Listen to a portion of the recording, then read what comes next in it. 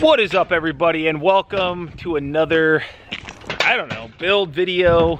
Maybe this will be a series. I might try to fit it all into one video so you can kind of just follow along and watch from start to finish.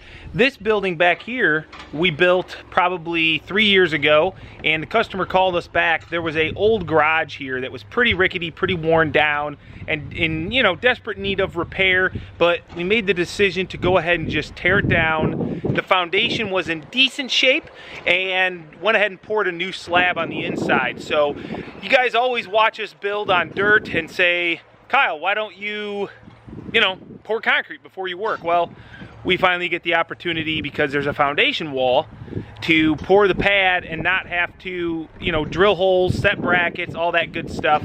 But what that means is we've got to set our brackets in the concrete. So we'll have to drill them. We've got some Simpson Titan HD anchor bolts that we use, but we love building on a foundation wall. It's nice and clean. We don't have to dig through the mud, all that good stuff.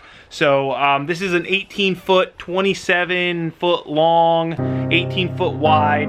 It's just gonna have an 18-foot garage door on this end, a walk door over here on this end, and a couple windows. So something simple, something just a little bit nicer than what was here.